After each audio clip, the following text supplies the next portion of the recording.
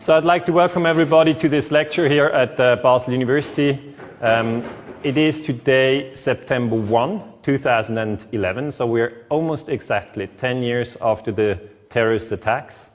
And this is the occasion why I have decided to do this lecture with the title, The Terrorist Attacks of September 2001, What Do We Know 10 Years Later? A Historical Investigation.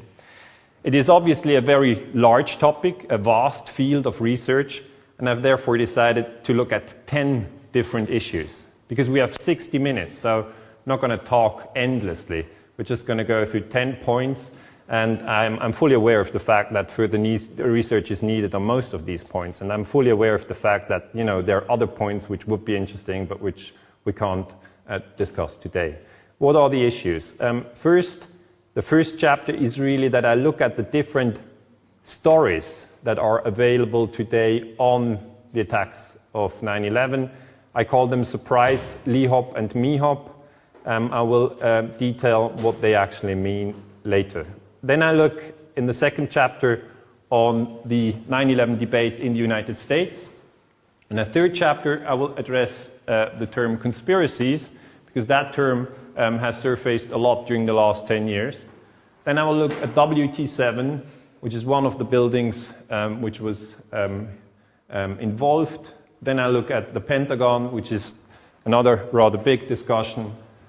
I will look at financial transactions that took place on September 11 in the segment of put options.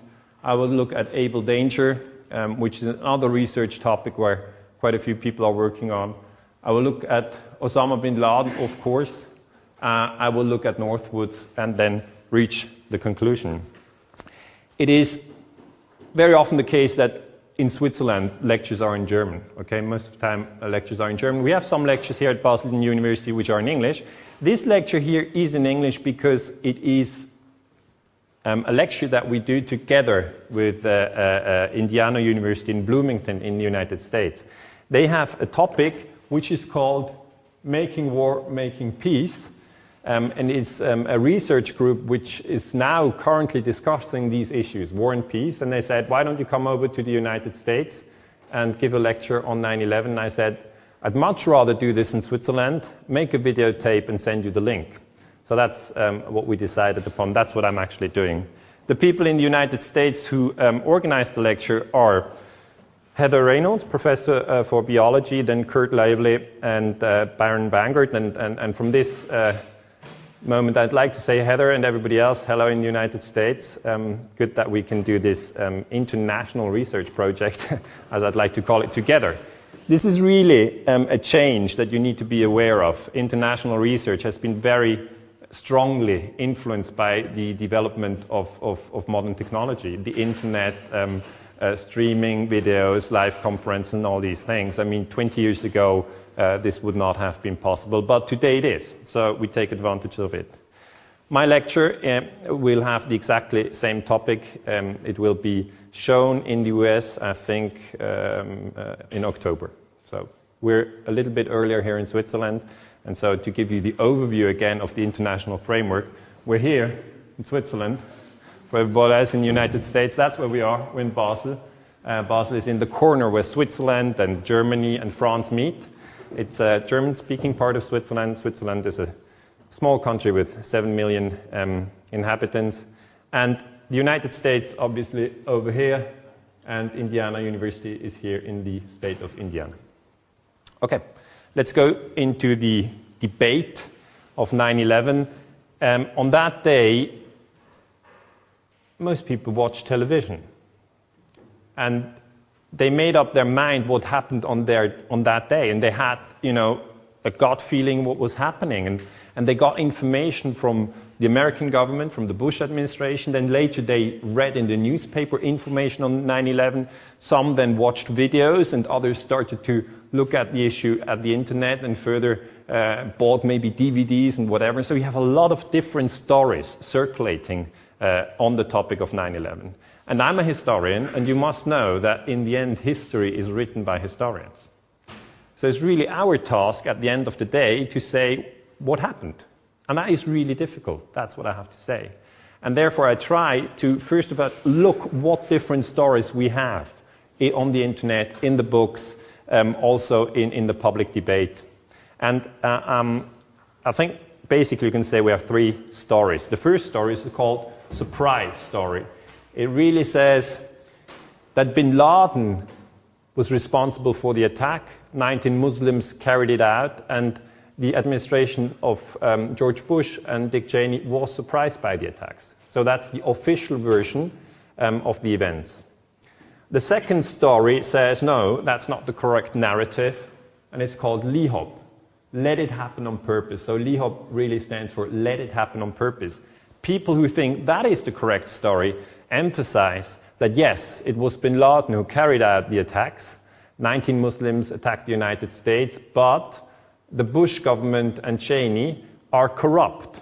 And they knew that the attacks were coming and let them happen on purpose and sacrificed the life of 3,000 people in order then to start international wars, resource wars, grab oil and gas, reduce civil liberties, etc. And the third theory is called MIHOP, make it happen on purpose. This story says bin Laden had nothing to do with the attacks. It says all these videos we've seen from bin Laden are fake, and that criminal elements within the US Defense Department and in the Secret Services were responsible for the attack. An attack which then is called inside job on the own population. And these three theories compete. Okay? They cannot be true at the same time. That's the most important thing to realize. From a logical point of view, you completely and easily recognize that not all three theories can be right at the same time. It's either the one or the other or the third. And I personally don't know which of the three is correct. Okay? So what I will say at the end of the lecture is really that we need more research. But I can show you in this lecture where the debate really is. Okay? Why they debate and how they debate. First question is, why is it so important to know which of the three is correct? 10 years after, you could say, who cares? Maybe it was the one or the other. It is very important, I'm very strongly convinced, because peace research must tackle the issue of 9/11. What is peace research? Peace research is not an established doctrine at Basel University or many other universities. You can't go there and say, I'd like to have a master or a bachelor or a doctorate degree in peace research. You can't do that. So you can have a doctorate in history like I have. But historians are very interested in questions of war and peace. And generally, if we look at 9/11, we obviously see it has to do a lot with international peace and war events. So those people who are interested in the promotion of peace, and there's a lot of people on the globe, believe me, they are interested to know what happened on 9/11. Furthermore, 9/11 is important because right after 9/11, that's only 3 weeks after 9/11, we had the start of the war in Afghanistan. The war in Afghanistan started on October 7, 2001. Most people have forgotten that it was just a few weeks after 9/11 that this war started. And if we debate the war in Afghanistan, we can only debate it in the context of 9/11. We must try to understand what happened in 9/11. The official narrative, the surprise narrative, obviously said bin Laden carried out the attacks. He is in Afghanistan, protected by the Taliban. Therefore, it is necessary to wage war against Afghanistan. That is the official narrative. What happened in Afghanistan in the meantime is that you have a new Afghan president. It is Hamid Karzai, and that is well known. And people obviously, argue whether, that was a good thing for Afghanistan to happen. Because if you look at the person of Hamid Karzai, some people say, that's much better than the Taliban, and others say, no, that's not much better. Allegations are, and I'm not going to go into the details of the Afghan war. Allegations are that Hamid Karzai and other parts of the Afghan government are involved in the drug trade. And people sometimes ask me, why are they involved in the drug trade? And I say, well, Afghanistan is a huge producer of drugs. And the warlords that control large parts of Afghanistan, they support the government only if the government protects them. Okay? So if the Afghan government tries to pick a fight with the warlords who run the drug trade, they're out of business. So Afghanistan is very complicated, and I'm not going to talk about it at length. I'm going to talk about another event that is linked to 9/11. It is the US war against Iraq. It started on March 20, 2003. Some of you might remember that right after 9/11, there were people who tried to link 9/11 to Iraq. That was wrong from the beginning. But later, in 2003, you had this link, you know. There were quotes that, you know, Al-Qaeda is operative in Iraq, and therefore we have to go to Iraq. We means the US government. So the Iraq war is another war linked to these terrorist attacks. And what happened in Iraq really is that you have a new prime minister. Now, you have Saddam Hussein, who was removed from power. That's the main, you know, event that happened there. You have the oil resources that were distributed in a new way. And you have Nouri al-Maliki, who is now the prime minister. Obviously, here again, there are huge debates whether that is a big progress or not. But then, you know, you need to go into the details of what Maliki is doing, whether he's one of those who opens Iraq for democracy, or whether he's in that old gang of political leaders who oppress their population. What we do know is that American soldiers who fought in the Iraq war, and you know the Iraq war is not over, there's still American troops there, it's just they're not called combat troops anymore. So the semantics has changed. But the American troops that fight there have always rationalized their presence in Iraq with reference to 9/11. There's evidence for that. We look at helmets, you know, in history with many different sources. And we look at the helmets of US soldiers fighting in Iraq, and they make designs on their helmets. And here you can see the Pentagon and the Twin Towers.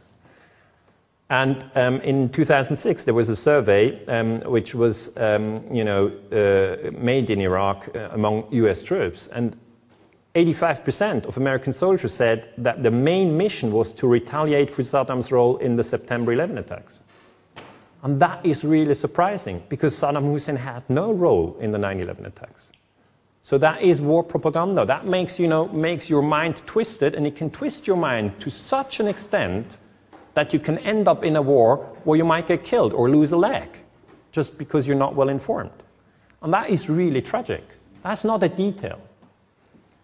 Now, how did this misinformation surface? It was, first of all, this claim of weapons of mass destruction.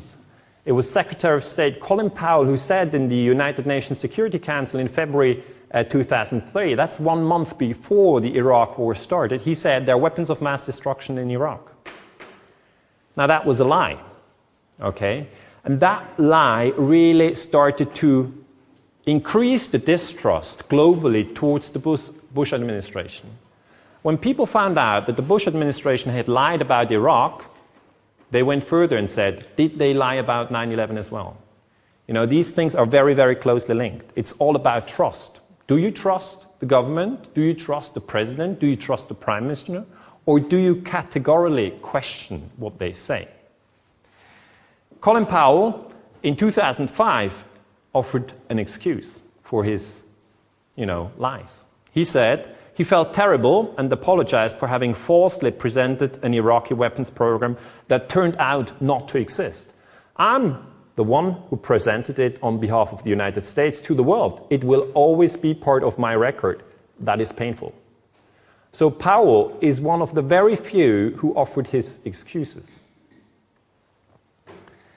At the same time, before the Iraq war, you had President Bush insisting on the same story. He was saying there are weapons of mass destruction in Iraq. We must go into Iraq because otherwise Saddam Hussein will give the weapons of mass destruction to the terrorists, and you will have a new 9/11 with biological or chemical weapons. And that really scared people. So that most people then said, yes, okay, then we should do this war. Because if you ask people, do you want to go into war? Most people say no. Then you ask them again, but there's a bad man out there. Do you want to go to war? And they say no. You tell them, he has weapons of mass destruction. Then they say, no, I don't want to go there. I don't want to send my son. And then you ask them again, he has weapons of mass destruction, and he's going to give them to the terrorists. And somehow he was linked to 9/11, and everybody remembered that event. Then people have a strong feeling of fear. That's politics of fear.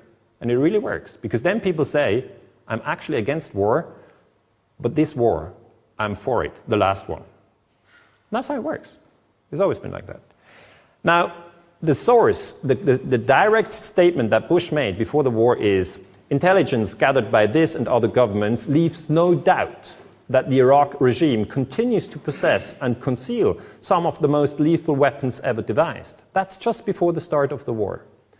The danger is clear. Using chemical, biological, or one-day nuclear weapons obtained with the help of Iraq, the terrorists could fulfill their stated ambitions and kill thousands or hundreds of thousands of innocent people in our country or any other. So if you do a historical interpretation of that quote, it very clearly is a quote that instills fear, and it works. When later people found out that it was not true, what Bush had said on that day, they started to have a very, very strong distrust. They started to have a very, very strong distrust towards the whole Bush administration. So on the left you have Colin Powell, who lied at the United Nations but later excused. There you have Dick Cheney, who wrote public articles that one should use torture, which created even more distrust. Then you have George Bush, the president himself, who lied about the weapons of mass destruction, but never offered an apology. Never. Then you have Condoleezza Rice. She said there are links between Al-Qaeda and Iraq. That's nonsense. There were no such links. And then on the very right, you have Rumsfeld, and seated you have the director of the CIA, George Tenet, and Andrew Card in the back. And you know, when I talk to people, it's really this picture that matters. It's the question, do you trust these people? And some people say, yes, I trust them. I think they told me the truth about 9/11. And other people say exactly the opposite and say, these people, that's the mafia. I don't trust them at all. They lied to me, and they started wars. And as a historian, I'm in between, okay? I listen to people, what they say, and I try to find facts about all the events that have been happening during the last 10 years. Powell, who has been in the US military for a long time, was already active in the first Iraq war, which happened after Iraq had invaded Kuwait in August 1990. You know, remember that war? And then he knew the situation very well. And he said in 2005 that he had never seen evidence to suggest a connection between the attacks of September 11 and the regime of Saddam Hussein. So Powell is one of the few soldiers who stood up and said, I have a military honor, and this military honor tells me that I shouldn't lie. And he made it very clear. And he got a lot of problems. But he made it clear there's no link between 9/11 and Iraq. Now what you see is that more and more professors in the United States start to look at the last 10 years, Iraq, Afghanistan, 9/11, and ask, what is the cost? What have we done? What happened? For instance, Catherine Lutz, she's an anthropologist. Now you see this, people come from all different corners. Some are professors for biology, others are professors for anthropology, others are historians like me. So it's really, the scientists, it's not just one group, it's from different branches. And she says, after 10 years of war, it really is imperative to know how much we paid for these wars, and the cost is staggering. She's not questioning 9/11, she's more looking at Iraq and Afghanistan. Her colleague, Netta Crawford, she is doing political science. She tried to find out how many people were killed and how much money was spent during the last 10 years. Not only on September 11, but if you take together Iraq and Afghanistan and everything. And she comes to 225,000 killed, at least, probably more. And to more than $3 trillion spent. So that shows you it really is an important issue. We're not talking about details. If you compare this, we just now had in Europe this terrible attack in Norway, you know, where one person killed many, but he killed less than 100 people, okay? I'm not saying it's not important to research the Oslo terrorist incident. That's an important research field. But just if you look at the figures, you have to say that 100 dead on the one hand and 225,000 dead, on the other hand, make it very imperative that we get some clarity on what happened during the last 10 years. And you have, suffering on all sides. First of all, you have American soldiers. This is a memorial ceremony in 2010 in Afghanistan. It's just the soldiers who are there and who are very sad because their brothers in arms get shot, they get maimed, they have their arms torn away, and they don't even know exactly why they are in Afghanistan. So that makes it very, very hard for their families to live in this complicated world that we all live in. And furthermore, you have the victims, the civilian victims in Iraq and in Afghanistan. I brought a picture from Samar Hassan. She's the most famous victim of the war in Iraq. That is a picture where Samar Hassan is 12 years old. And she's now in Mosul in Iraq. And she looks at a picture where she was 5 years old. Okay? She looks at the picture in this computer. It happens to be a similar computer that I have. But fact is that global communication, runs all across these computers. I'm now going to show you a picture, and if you don't want to see it, look away, because there's blood on it. Okay? There's blood on it because it's the picture taken when Samar Hassan was 5 years old, and her parents had just been killed by US soldiers in Iraq. And this is the first time she's seen the picture. That was published in the New York Times in May 2011, so it's rather new. And this is the original picture, which is coming now, which just shows you the pain of war.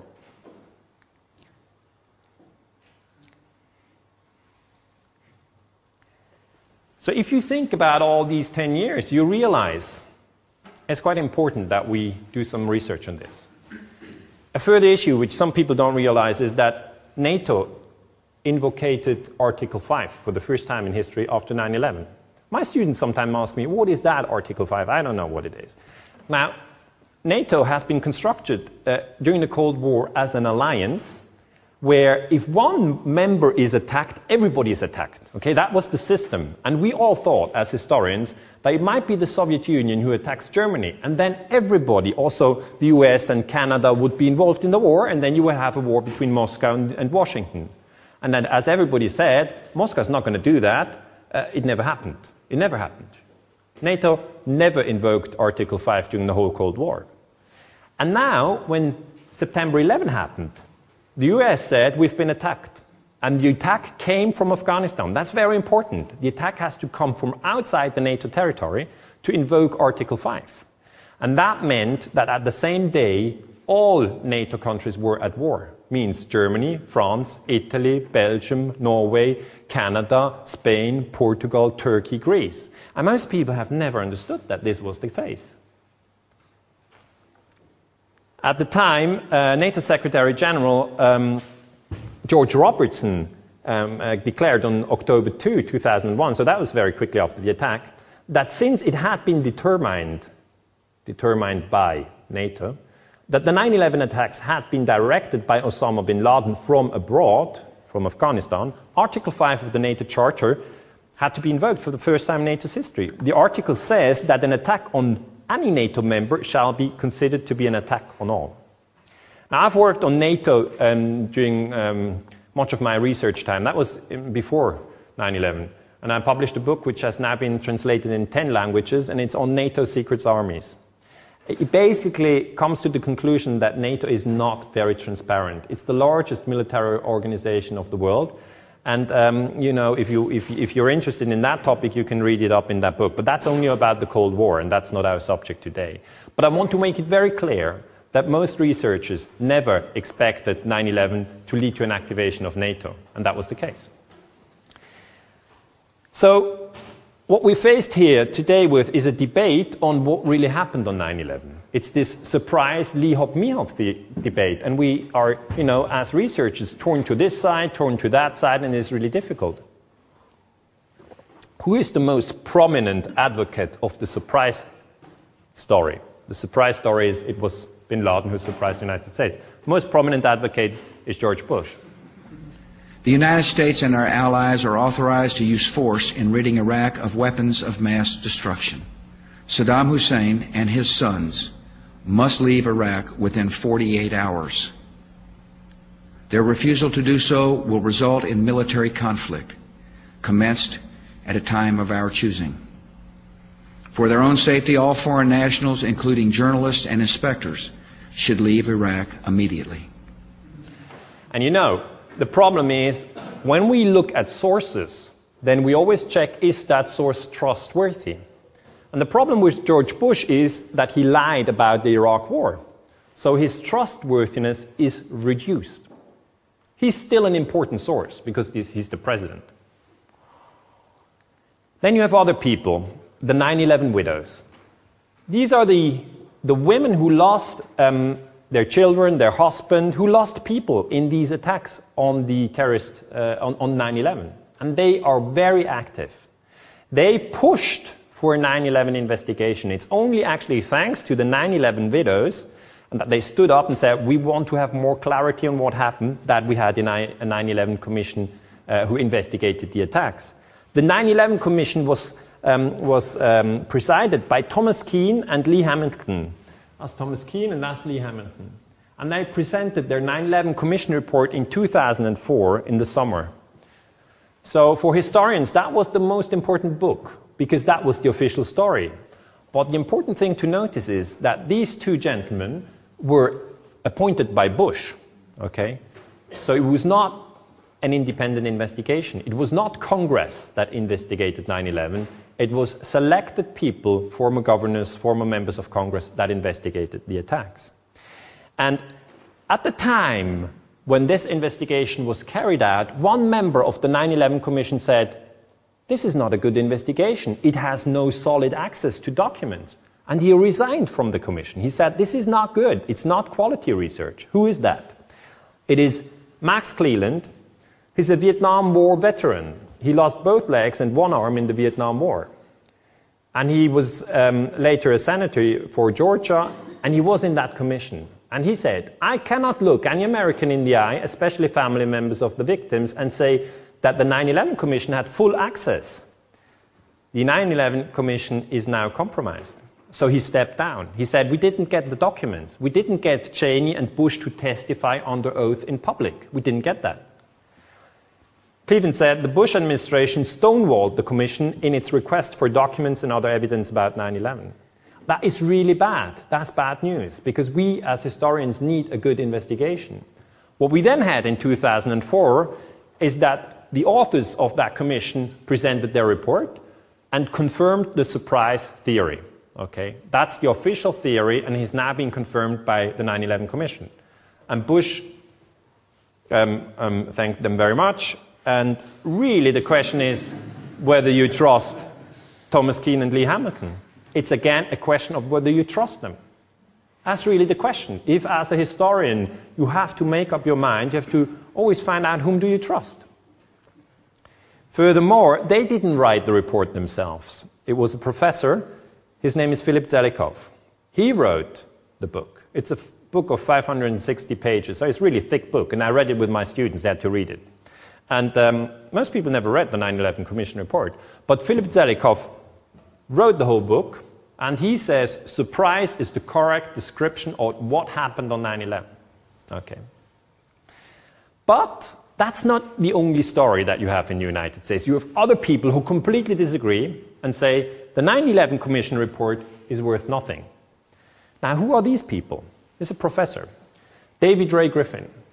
He's a retired professor, so he's no longer at university. You know, that's sometimes helpful, because obviously there's a lot of pressure.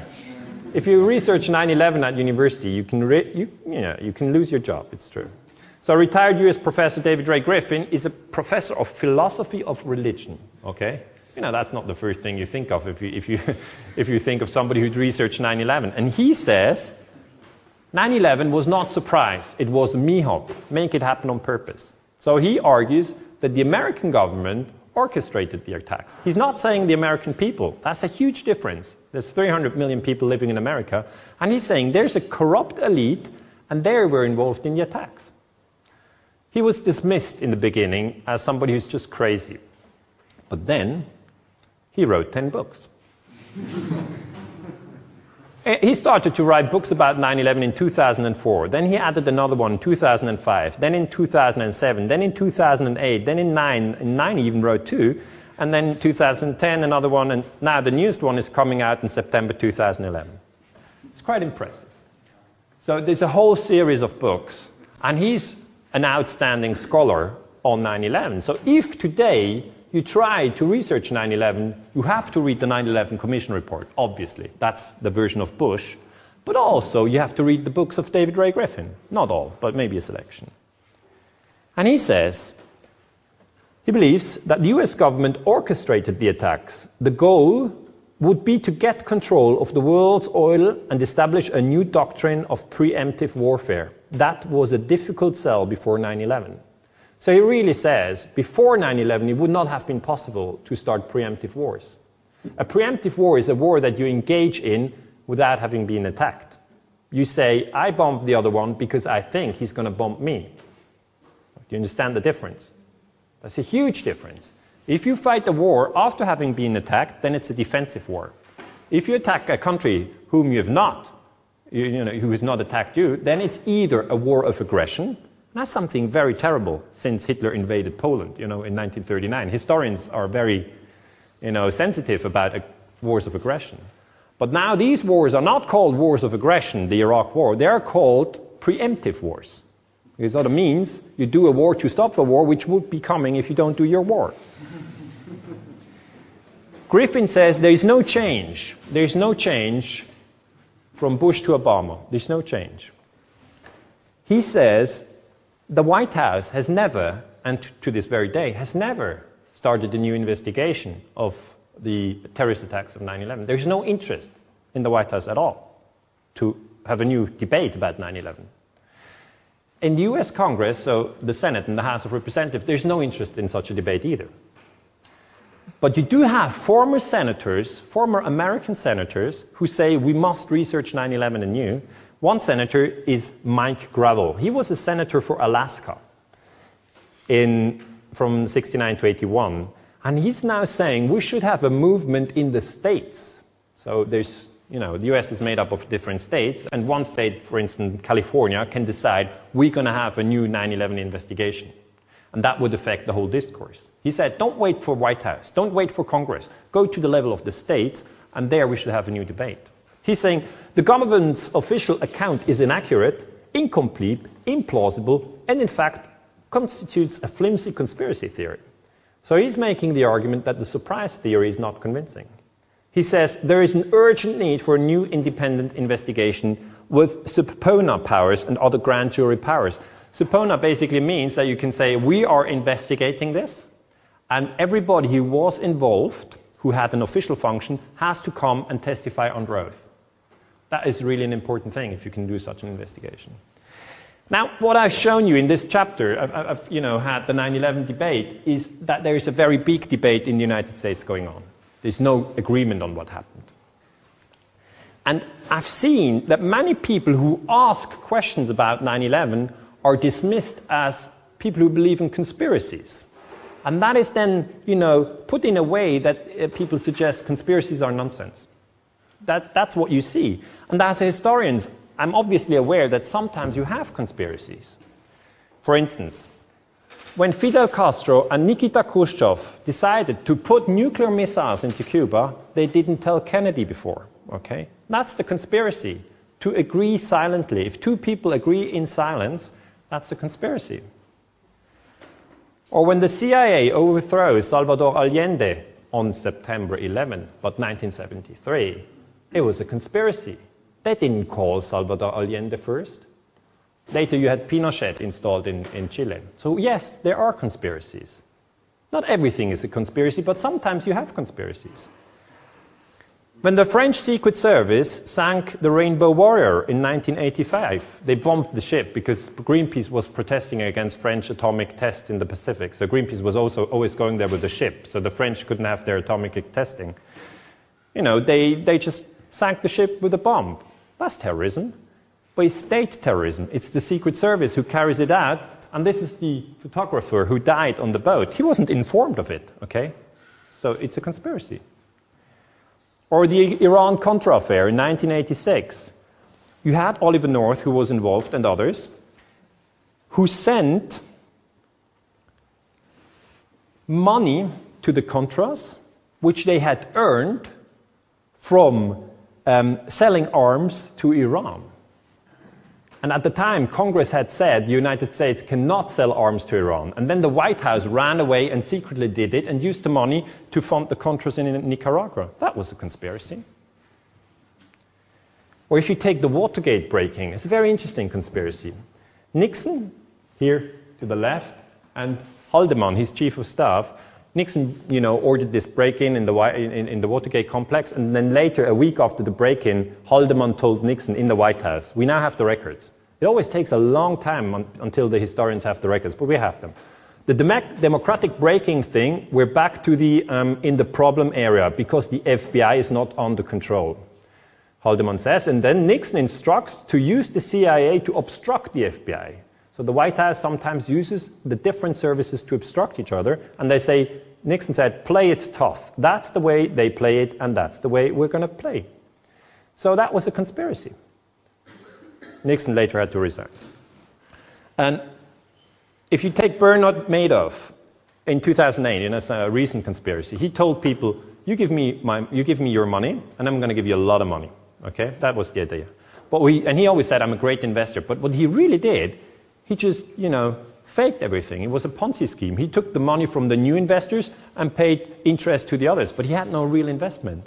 And the lady who did all, the fake reports was Annette Bongiorno. Somebody says that's a hell of a secretary because she, copied everything and mixed them. But there you go. I mean, it was a conspiracy between Madoff and Bongiorno. And it doesn't make sense to say there are no conspiracies. The question is, on 9/11, how many people were involved? If it's just one person, you can't have a conspiracy. But if you assume that it was just one person who, with the first plane, flew into the Twin Tower, and then walked down, and then took a second plane and flew into the second tower, it's not possible. One person cannot do it. So you have at least two persons involved.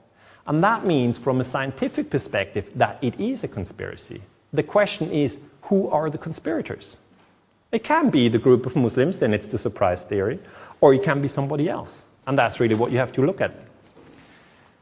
In the detailed investigation of 9/11, the debate has always focused on the Twin Towers. These are the Twin Towers. Everybody has seen a plane fly in the building, then this exploded, and the second fly in that building, and then these buildings went down. So for most people, 9/11 is plane, building, building. That's the essence. But there's a third building which collapsed on that day. When people saw the Twin Towers, they were in shock. Okay? That's the important thing. Terror means fear. As you can see, they actually watched the Twin Towers being hit. There's a huge fear effect. But if you look at the whole World Trade Center complex, you see there's the Twin Tower these are the Twin Towers, WTC-1, WTC. They were hit by a plane, and they went down. But here's the third tower, and it was not hit by a plane. But it went down on 9/11 in 7 seconds. So obviously, people then ask, what does the 9/11 Commission report say about WT7? Because that's a crucial question. How do they explain the collapse of a building which has not been hit by a plane? They don't even mention the building. Okay? And that's really a very serious problem. I mean, if the 9/11 Commission report doesn't get the number of buildings right, yeah, you're laughing, but it's serious, It's very serious. The activation of NATO is based on the 9/11 Commission report. The surprise theory is based on the 9/11 Commission report. But the 9/11 Commission report doesn't get the number of buildings right. So WT7 before 9/11 and after 9/11. Flat. If you look at the different buildings, you see these are the Twin Towers. They're much higher, and that's WT7. It's smaller. It's not that high. And the New York Times at the time said, that's really a mystery. WT7 is a mystery. They said, until now, the collapse of 7 World Trade Center has stood as one of the outstanding mysteries of the September 11 attack. And since before then, no modern steel-reinforced high-rise in the United States had ever collapsed in a fire. And that's true for the entire world. They don't go down in a fire. But the Bush administration claimed that this fire brought the building down. Now, WT7, to my personal understanding, is the most important question in the whole 9/11 debate. And it's being discussed across the globe. I'm not sure whether you surf the internet a lot, but maybe if you do, you've maybe been on this webpage recently. That's a Japanese parliamentarian. His name is Yukihisa Fujita. And he presented in the Japanese parliament the collapse of WT7. That was in 2008. Showed everybody in the Japanese parliament that WT7 collapsed. And people were surprised because most parliamentarians in Japan didn't know it. But here we're back to the fact that 9/11 happens in a period where we have the internet, where everybody has YouTube, where everybody has laptops, where everybody has cameras and is filming. You know, this is a completely different framework. You have to be aware of this information revolution which is taking place. And as we are here in Switzerland, I want to bring you a building which is very high so you can compare it to the World Trade Center. Here in Switzerland we don't have high buildings, we all know that. But the highest building is now in Zurich. They just finished it. It's called the Prime Tower. It's 135 meters high.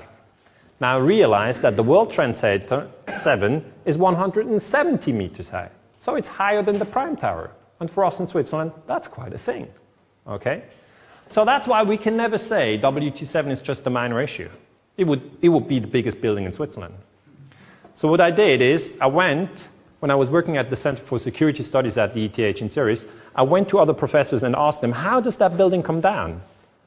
And then one colleague said, I think there's a high probability that WT7 has been brought down by controlled demolition.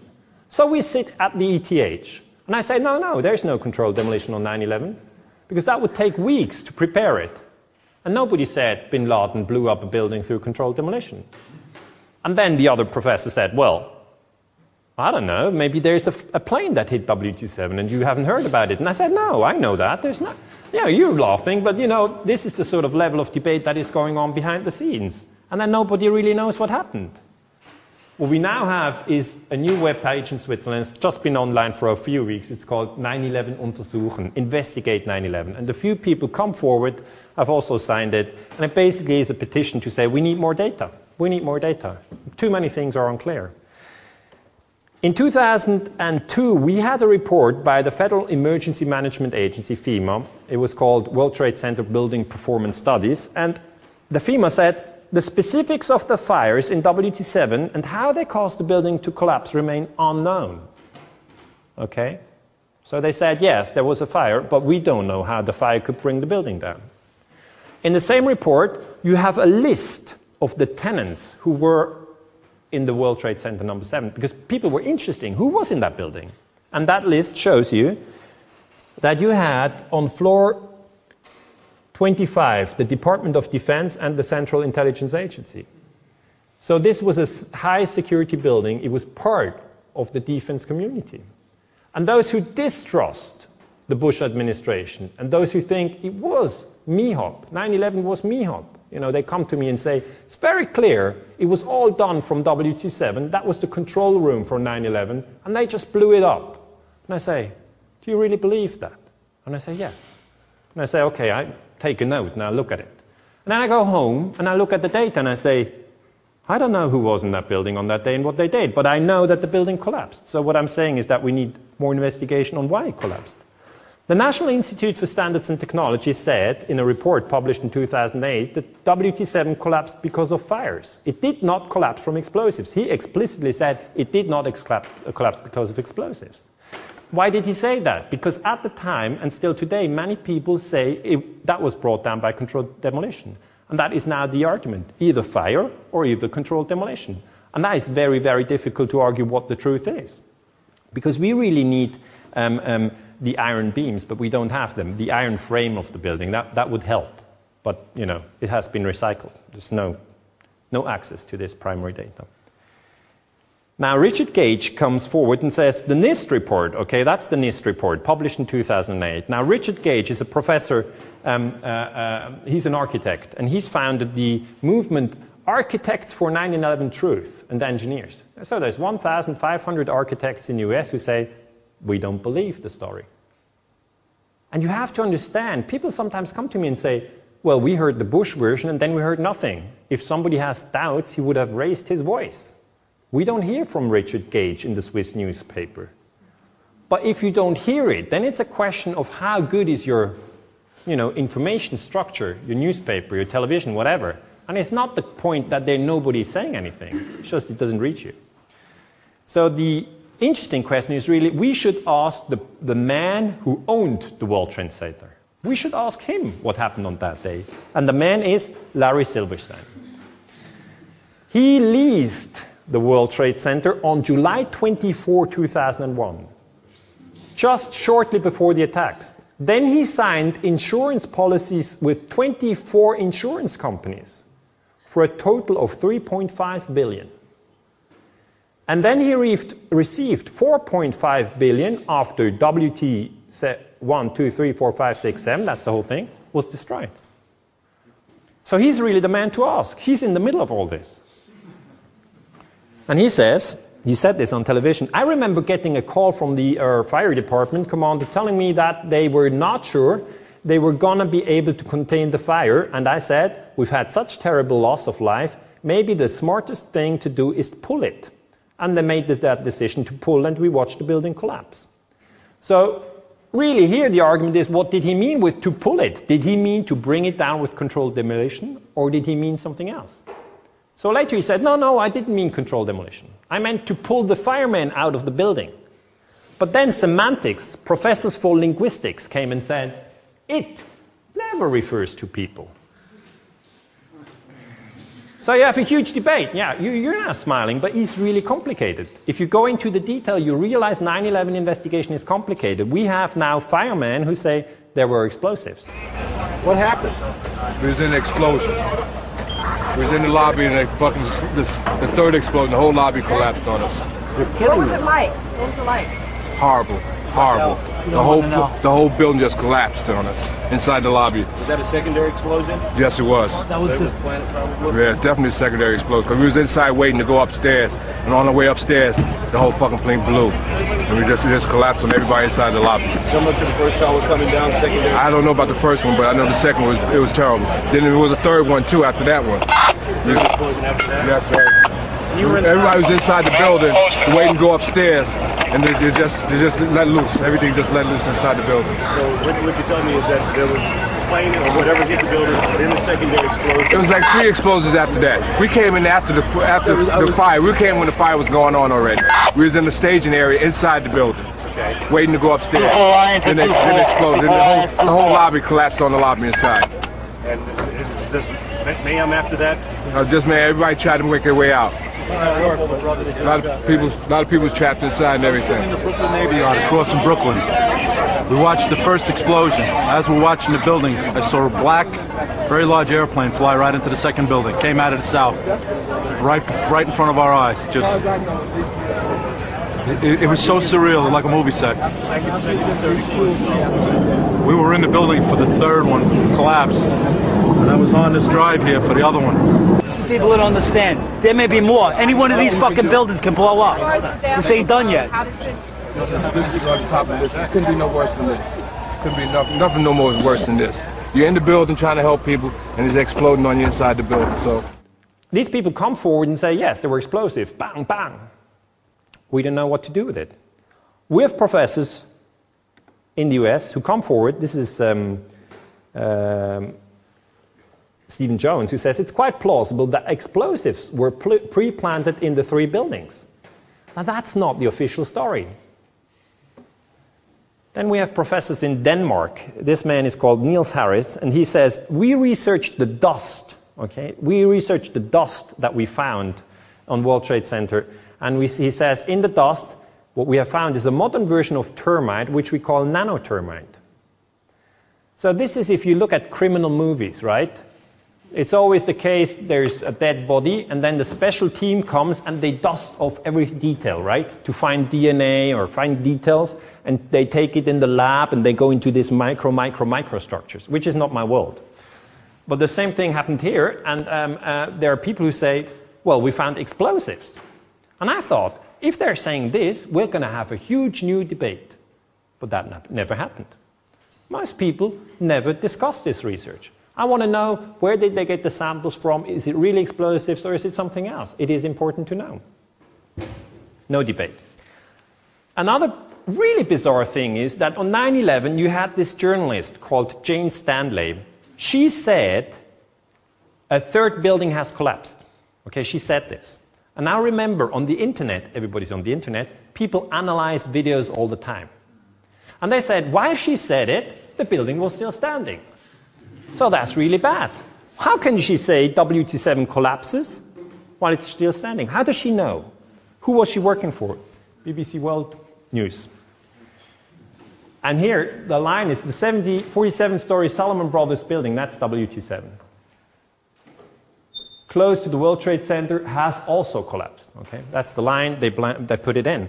And then people who say, this is incredible, the media is not telling us the truth on 9/11. They said, Jane Stanley is somebody who lies to us. So they attacked that journalist personally.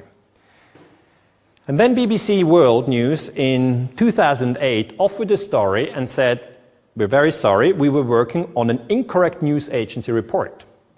We had this statement from Reuters. Okay? They hand it on and say, we have it from Reuters. But Reuters is a huge media information system.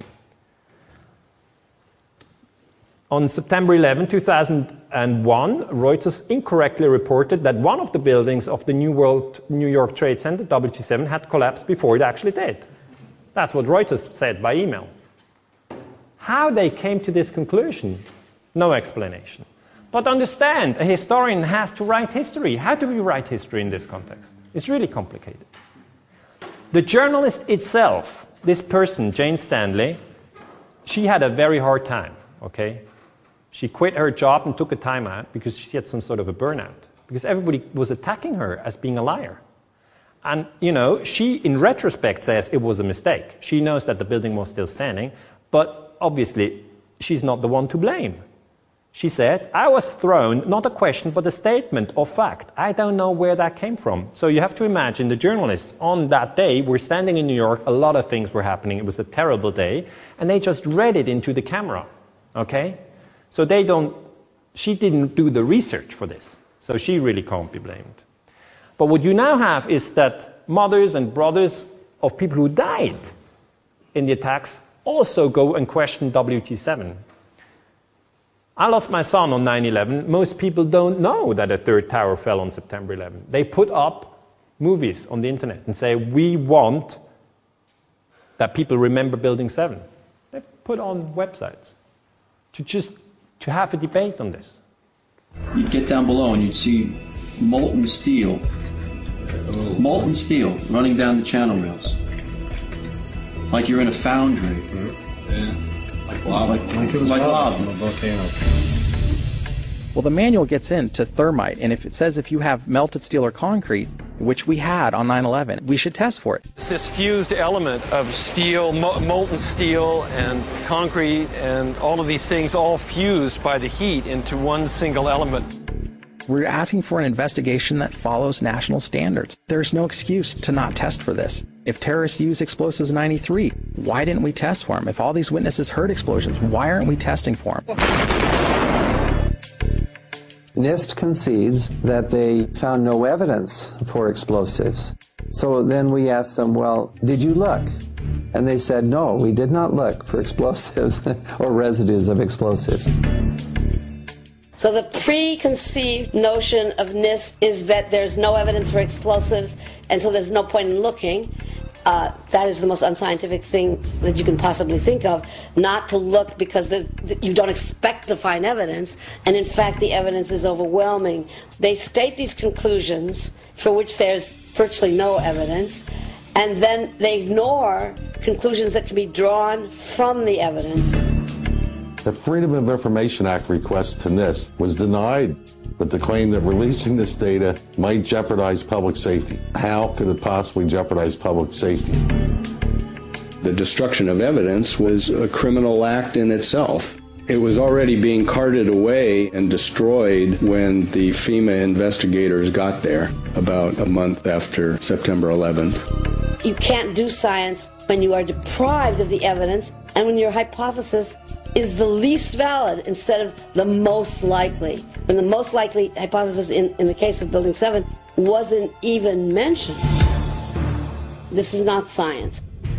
The scientific forensic evidence, ignored by NIST, but carefully reviewed by teams of technical professionals, corroborates the hypothesis of explosive controlled demolition. We've traveled to 21 foreign countries and 32 American cities, bringing this evidence to the attention of the public. And we're backed by 9/11 family members and other concerned citizens who are calling for an independent, unbiased investigation. I'm a family member trying to find out the answers to the murder of 3,000 plus people. The bottom line is that it needs to be investigated properly. Okay, we come to chapter 5. Chapter 5 basically says the Pentagon is the other side where we have to look at.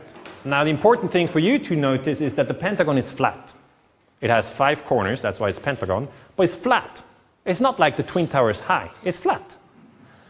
So the official story is that it was hit by a plane, like that. This is not a picture, this is a computer simulation to show how low the plane has to fly to hit the Pentagon. And then we have pictures of the Pentagon after it had been hit.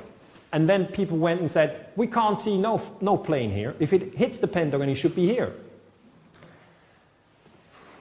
George Nelson, who worked for the US Air Force, and is, his job was aircraft accident investigator and airplane parts authority. He was 34 years in the Air Force. He says, with all the evidence readily available at the Pentagon crash site, any unbiased, rational investigator could only conclude that the Boeing 757 did not fly into the Pentagon as alleged. Now that's complicated. Is he right or is he wrong? You know, as a historian, I have Bush who tells us that a Pentagon was hit by a plane. Then I have these people stepping out and saying, no, it was not hit by a plane. So that's really complicated. We have to write history, remember. So we look at the pictures again, and that's when the fire is extinguished. And the picture that was later shown is when part of the building collapsed, but that's half an hour later. You have to look at the data right after the Pentagon was hit, and not this picture. This is half an hour later. And you had a French journalist who, soon after the attacks, his name is Thierry Mason, said, in 2003, the Pentagon was not hit by an airplane. And that was a huge debate, you know. The 9/11, the big lie, and everybody said he's crazy. And he said, no, it was a missile, you know. The Pentagon fired a missile into the Pentagon and then said we were attacked by Osama bin Laden. That's what he basically suggested. He couldn't prove it, but he said that could be. And he said, we certainly see a hole in the Pentagon at the back of the wall. This is the entrance side, and something penetrated these different rings, and it came out here. So it has to be something very solid. And as historians, we would like to go back to the Pentagon and look at that hole. But obviously you can't do that, because it has all been reconstructed. That is in March 2002. What we did get, however, is a video. Many people said, we want a video to see how the plane hits the Pentagon. So after many years, the Pentagon produced the video, and this is the video. It came out in 2006. You see something hits the Pentagon. Something. But it's not clear what. We come to Dick Cheney. He's the vice president on September 11, and he is in the White House when the Pentagon is allegedly hit by a plane. And now we have the former Minister for Transport, Norman Mineta, who was in the White House on that same day. And he says, in that moment, before the Pentagon was hit, Cheney had a strange communication with somebody I don't know, okay? And Norman Mineta went before the 9/11 Commission and said this was the communication. He said, in the White House on that morning, there was a young man who had come in and said to the vice president, the plane is 50 miles out, the plane is 30 miles out, and when it got down to the plane is 10 miles out, the young man also said to the vice president, do the orders still stand? And the vice president turned and whipped his neck around and said, of course, the orders still stand. Have you heard anything to the contrary? Now, we do not know who that young man was, and we do not know what the orders were. And the problem is, this statement was not included in the 9/11 Commission report. although it is an important statement to find out what Dick Cheney was doing on 9/11. Let me come to chapter 6, the put options. Many people don't know that on 9/11 a lot of money was made. Okay? It's also about money. On the one hand, through the insurance that had to pay for the destruction of the World Trade Center. On the other hand, you had people who speculated that the shares of United Airlines and American Airlines would go down, and you can speculate on shares that can go down with put options.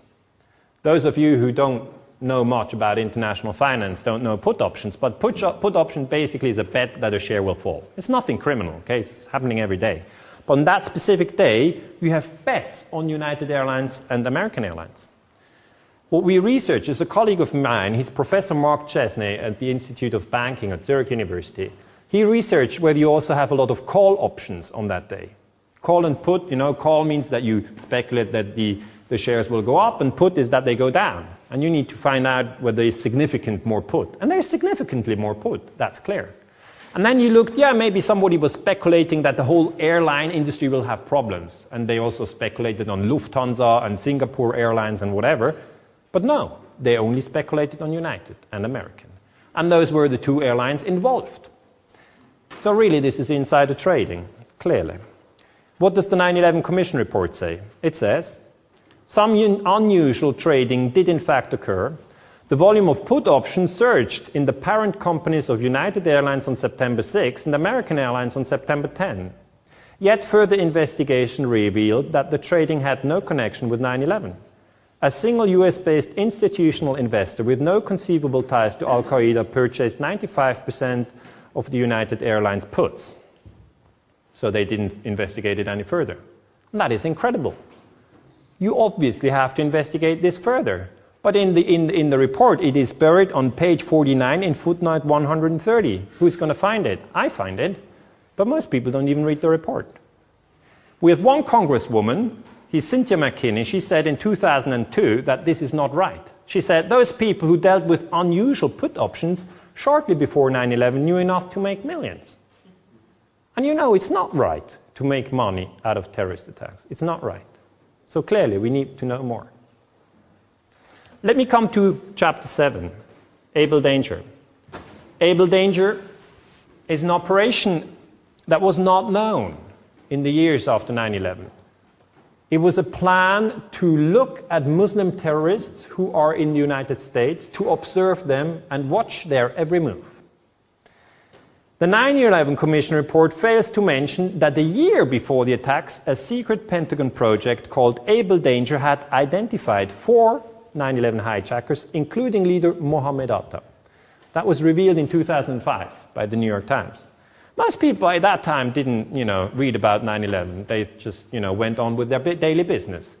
But it is very important if the leading hijackers had been watched by the Pentagon. Okay? Mohammed Atta flew in the North Tower, and Marwan al-Shehri allegedly flew in the South Tower, and they had all been on the watch list.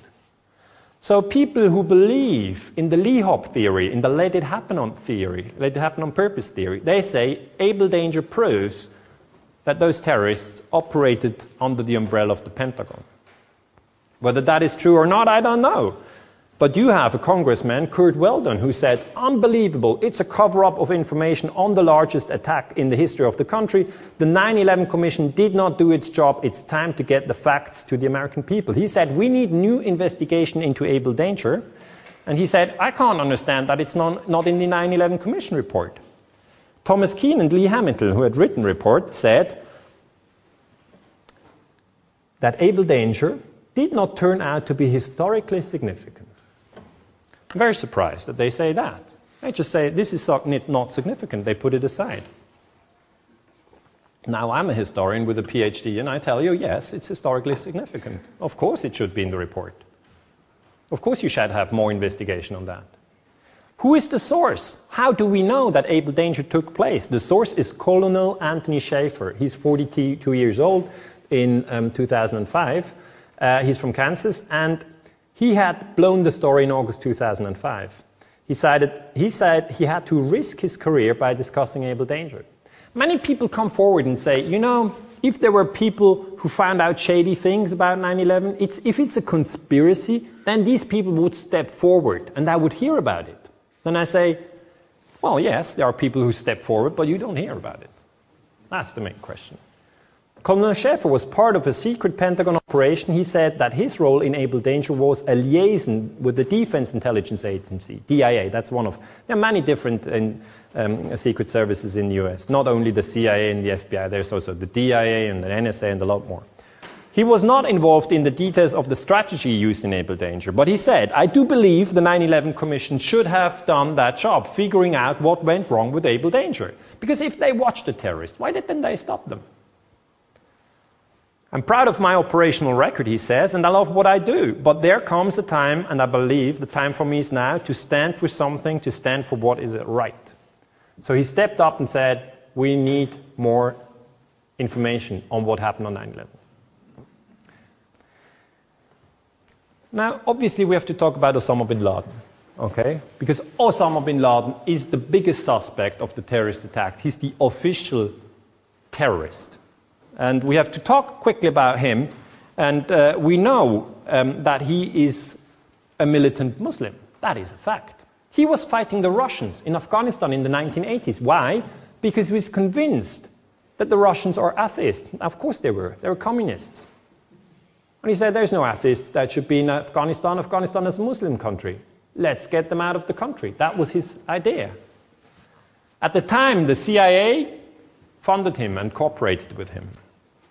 You have to understand that 9/11 reaches beyond the technical debate of WT7. It reaches into the debate how Christians and Muslims and other religions can coexist peacefully. That's a very interreligious debate, which is important. And you see that here you have Saudi Arabia, you have Mecca. And that's the holy place for the Muslims. And some don't understand Osama bin Laden when he says, the American soldiers who came to Saudi Arabia insulted Islam. That is his conviction. And if we as Christians think about it, it would be very much as if the Muslim would occupy the Vatican. Now, you know, I'm not sure how strongly you feel about the Vatican, but it's just to give you an idea that a Catholic would not like to see Muslim troops in the Vatican. And the same way, the Muslims don't like to see Christian soldiers in Saudi Arabia. Do you get what I'm saying? But after the Gulf War with George Bush Sr., you obviously had American troops there, and there's a lot of oil there. So they stayed. Globally, we need, this is a supertanker, we need 44 supertankers of oil every day. Okay? So the oil dependency of the world today is very high. And bin Laden didn't like the idea that the Americans had soldiers in Saudi Arabia. So he said in '96, US soldiers must leave Saudi Arabia as the country had been turned into an American colony. I gave advice to the Americans to withdraw their troops from Saudi Arabia. Bin Laden insisted. So I'm saying, yes, it is possible that bin Laden was involved in the terrorist attacks. I'm saying we need more research on that. But we do see that the Americans, after 9/11, did not distance themselves from the Saudi government, but continued to have very close relationship due to the oil. This is a picture taken in 2005, and you see the King of Saudi Arabia hand in hand with the American president in Texas. Students always ask, but why do they do that? I mean, according to the official story, most of the terrorists came from Saudi Arabia. Why didn't they bomb Saudi Arabia? That, you know, that's the sort of debate that you have in seminars. I say, you know, you have to look at the oil. Where is the oil? And if you look at the oil, this is the world oil reserves. It's here. That's the reserves. And that's Saudi Arabia, Iraq, and Iran. That's the biggest fields where the oil is. And if you look at world religions, then you see in this color is Christian. So North and South America is Christian. Europe is Christian, except for Bosnia and Albania. Southern part of Africa is Christian. Australia is Christian. China is atheist. India is Hinduism. Russia, some sort of a transition period, if you want. And this green area is the Muslim world. Okay? Now, you don't need to be a brilliant analyst to see that the big oil is in the Muslim countries. You don't need to be brilliant to find this.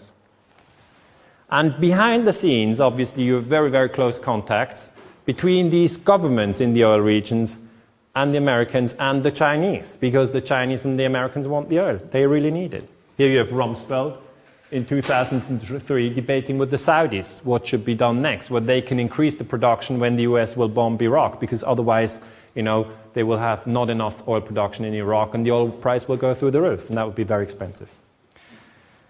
Now we have news that Osama bin Laden is dead. How do we hear this? On video screens, okay? May 2011, you have a video screen. Bin Laden is dead.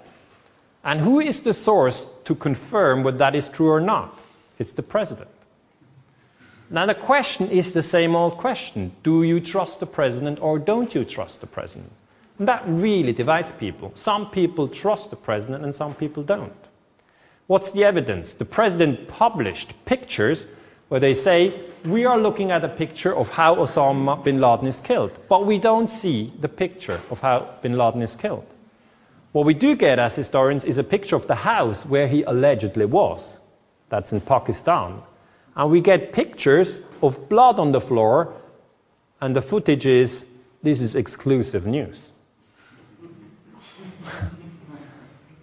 Just think about the quality of information that you get that is sold as exclusive news.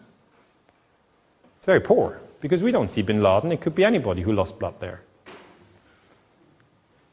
Then the story goes that bin Laden was brought to the USS Carl Vinson, which is an aircraft carrier, and that then, he was already dead, they sank him in the Indian Ocean. So if anybody wants to try and test whether bin Laden is dead or not, he has to search in this area. And that's impossible. You can't do it. We as historians can't search there. It's impossible. We don't know. We can trust or not trust the president. But who told the president that bin Laden was there, dead? Leon Panetta. He's the CIA director. So the question really again is, do you trust Leon Panetta? It burns down to that question. And it's not funny. It's true. That's the question. You can also, there's another person who was involved in the killing of Osama bin Laden, and his name is William McRaven. He's an admiral, so he's a high-ranking officer, and he runs the Joint Special Operations Command. That's the Special Forces. So in the end, you have to trust the Special Forces and the Secret Service. And that makes it very difficult, because the Special Forces and the Secret Service are considered as the ones who are involved in the crime by those who think it was Lee Hop and Me Hop. Do you understand? It really divides into different groups. So bin Laden probably is dead. Do we have anybody else? Anybody else who can confirm what happened on 9/11? Yes, we have somebody. His name is Khalid Sheikh Mohammed. He was captured in 2003 in Pakistan. He's usually called KSM because Khalid Sheikh Mohammed is a bit long. And then he was brought to Guantanamo. And he claims that he was tortured in Guantanamo. And in 2007, Khalid Sheikh Mohammed says that he was responsible for 9/11. Okay? And that bin Laden was involved in 9/11. So he's now the prime witness for the surprise story. The problem is, if he's been tortured, people say, you know, you'd say anything under torture. It's not a valid testimony. So the US Attorney General, so it's the Justice Minister in the US, Eric Holder, announced in November 2009 that he wants KSM to take him from Guantanamo and bring him to New York and have a fair trial. You know, public, with a hearing, everything. But then, in April 2011, so that's new, he declared that KSM will not be brought to New York, but face a military trial at the Guantanamo Bay detention facility. So really, you have, in the end, probably a military trial. If he's found guilty, he will face the death penalty, and then that will be the end of the story.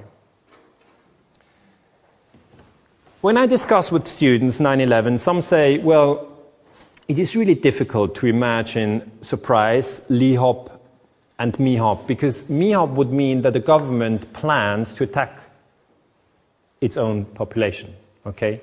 And that just psychologically is just incredible, they say. Because, you know, we pay taxes to the government, and the government is supposed to protect us. I mean, paying taxes is already hard. But if then the government attacks its own population, is there any evidence that we have documents that this ever happened. I'm saying yes, there's one case where we have documents that the government planned to attack the population. They planned, they didn't do it. The context is back in the Cuban Missile Crisis. Remember, Eisenhower and Nixon didn't like Fidel Castro. They wanted to get rid of him. So we had the Bay of Pigs invasion in April 1961. It failed, okay? Castro is still alive, still there. But at the time, the president was very angry and he said, the CIA messed it up. The Pentagon should have a new plan of how to have a war against Cuba. Because, we need a start to start the war. And there is now an original document from 1962 and justification for US military intervention in Cuba. It was top secret for many, many years. And now it is declassified. It's a Pentagon document. And I'm just bringing this here to show you that as historians we're very slow. Sorry for that. Usually takes 40 years until we get these documents. It's a bit late, very sorry. And what the generals suggest is we should have a remember the Maine incident. We could blow up a US ship in Guantanamo Bay and blame Cuba. So that is false flag terrorism. Blow up a ship and say the other one did it. We could develop a communist Cuban terror campaign in the Miami area, in Florida cities, and even in Washington. Remember, that's the Cold War. That's why it reads communist. Today it would read Islamist. It really is the idea to produce a terror campaign in your own country. And the third thing, what they suggest, is exploding a few plastic bombs in carefully chosen spots, the arrest of Cuban agents and the release of prepared documents substantiating Cuban involvement would be helpful in projecting the idea of an irresponsible government, meaning irresponsible Cuban government. Because then the American people would be so angry that right away you'd have an invasion, a normal invasion. That would not be the toppling of the Castro, that would be the reason to have a war. Now this was stopped, okay? But these are original documents, and now my students want to know, how do the people look? How do they look who write something like that? They got to be really, really, really evil. How do they look? I say it's not very spectacular. That's the chairman of the Joint Chiefs of Staff. That's the highest military ranking officers. And what do they want? They want victory, okay? That's what they want. That somebody gets killed is normal in military business. They want victory. And, camouflage and deceit is part of it. Limnit Lemnitzer here, to the left, is the one who signed the document. And why was it not carried out? Because Kennedy stopped it. Kennedy said, I don't want that this operation is being carried out. And he said, Lemnitzer has to leave. He was the chairman of the Joint Chiefs of Staff. That's the highest ranking military officer in the Pentagon. So he had to leave. He was transferred to Europe. He became the Supreme Allied Commander of NATO. So sent him over. I conclude. We went through all these 10 points. I said, we have to investigate 9/11 again. We have to look at surprise Lihop Mihop.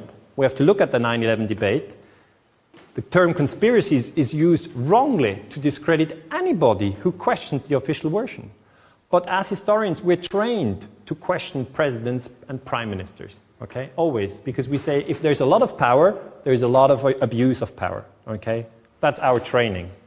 So I feel very strange about this conspiracy theory debate. It's not about conspiracies, it's about do we find out what happened on 9/11?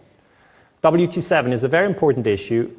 Either it was brought down by fire, or it was brought down by controlled demolition. That's the two possibilities. More research is needed. The Pentagon is a very important question. Either it was hit by a plane, or it was hit by a missile. That's a very important question. The put options are an important question. Either they can be traced back to Al-Qaeda, it doesn't seem to be the case, or it was insiders in the United States who, carried out the trade. Bin Laden is dead, probably. We're not able to check that because he's in the Indian Ocean, really. Northwoods is just a document, a historical document, which shows that sometimes crazy things are being planned, okay?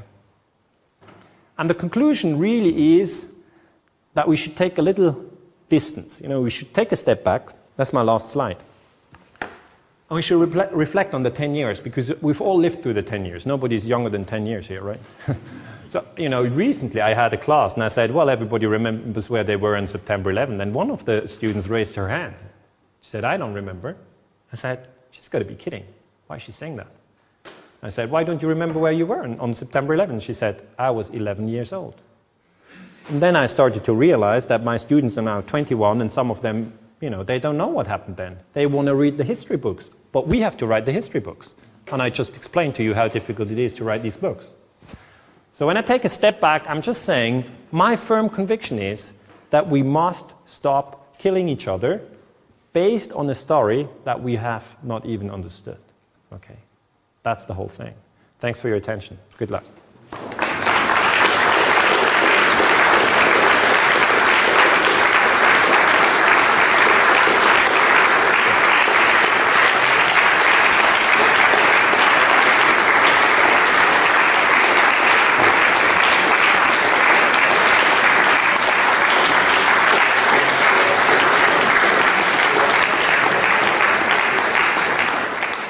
Let's do the questions right away, right? I think also we should start thinking about the whole anthrax attack, because a very important matter in all that 9/11 story. I think we could get some answers from you. That's true. I mean, the anthrax attack in the beginning, it was targeted at congressmen who were about to investigate what happened really on 9/11. And then they received these anthrax letters. And then people thought, well, that's Bin Laden again, he's everywhere. And people were very scared. And then after a few years, it was discovered that it was not Bin Laden, okay? It was traced back to military facilities in the United States, departments for biological and chemical warfare. And then the response was that people said, this was just a crazy man who got out of control and did this. That's at the moment the investigation. Whether that is true or not, you're absolutely right. It's an important question, and more research is needed on the anthrax story. More questions? My question is, what is missing for the next investigation? There's the political will, which is really missing, because to do an investigation, you need American politicians to say, we want the truth. And then if they say that, they can set up a committee of independent scholars. There's a lot of very good scholars in the United States. They don't need to come to Europe. They have enough excellent scholars in the United States. They bring their best minds together and put them, in a room and send everybody in who was active on that day. And then they can be questioned on the record, publicly, on all these issues. And that's really what has to happen. And the question is whether in the next 10 years we see something like that happen or not. It's not that Japan or Switzerland or Germany or South Africa or Brazil can do such an investigation. It's an American story. But you always have to think that the Americans are very deep in this. Many lost people, many lost people in the wars, many are scared to lose their job, now they are in this debt crisis. It's very difficult for them. That's something we have to keep in mind. For me, the biggest question is the role of the press. Why no one of our newspapers ask these questions? It is an important question because what you have today is really a division. I can maybe give a concrete example. My students, they are between 18 years old and 25 years old.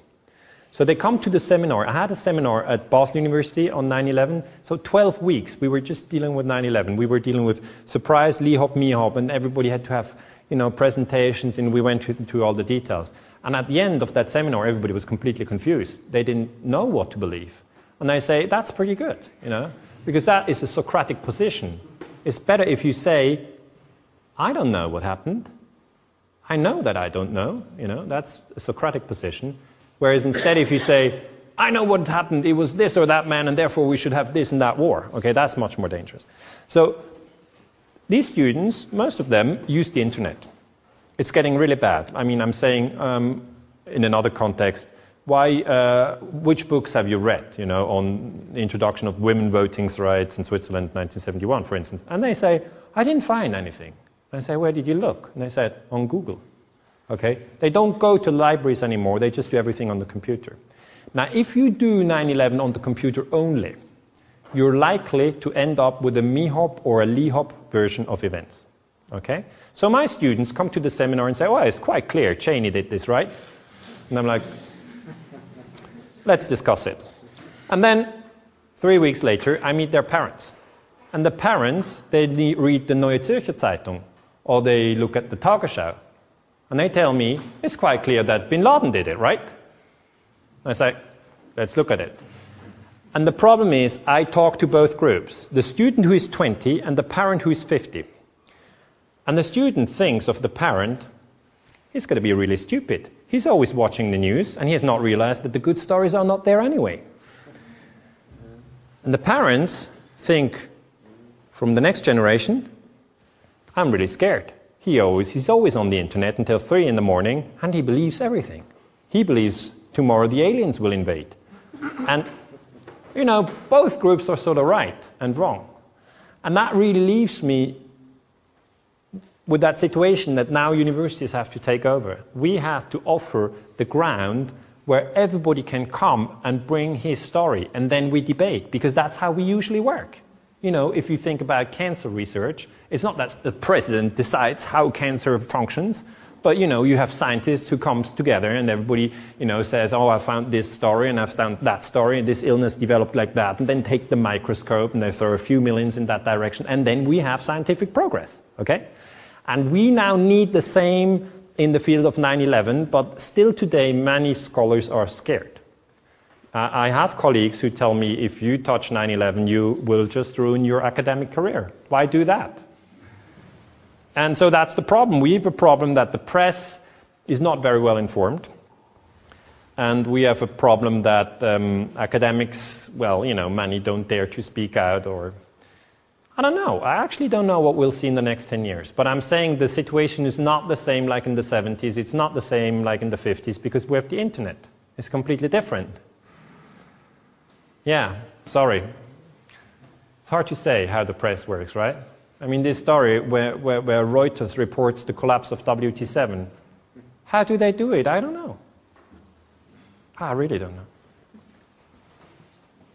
But it's important to realize when people say, I don't hear anything on people who speak out with question and stuff, so they don't exist. And I always say, remember that between the event and you, there's the press. And it doesn't get to you if it's not in your daily newspaper. So if it's not in your daily newspaper, you should change your newspaper. It's always a good idea to change your newspaper again and again. Because if you just read the same newspaper all the time, you end up hating people that you don't even know, and you advocate a war that you don't understand based on a terrorist attacks that you have no clue about. That's scary. If we have one more question, otherwise, there's the last question. Which importance do you give to the scientists and physicists in Scholars for Truth? I think generally scientists across the globe are my hope, you know, for really bringing some structure into the debate and bringing some good data into the discourse. I mean, it's probably because I'm a scientist. I always believed in science. I think if we research hard, we find out a lot. And we research hard. If you think of historians, we've written such many books about the Second World War, all the details. We've researched Russian communism. I mean, I research oil and gas, and others have researched the development of voting rights in Switzerland. Others now look at, you know, tons of stories. There's so many stories. But we can also, if we want, shift our attention on 9/11, if we want. If we do that, we come with a very good training, okay? We question traditionally, it's our job. And we check the data, who says what, where did they say it. And then we have the physics and the architects who join us. And then if we all come together, we really have, I think, the power to make progress in this research. So I do believe in science, yes. 10 years down the road, I have to, you know, see how far we got. But yes, it's a global research, and many people are linked through the internet. I mean, global science is linked. There's nobody individual anymore. You know, people send me, do you know Able Danger? And I'm like, no, I've never heard of it. Send me the data, and then zack, it comes, you know. We're much faster. So don't underestimate science. Thank you very much. I wish you good evening, safe return to home, and take care. Thank you.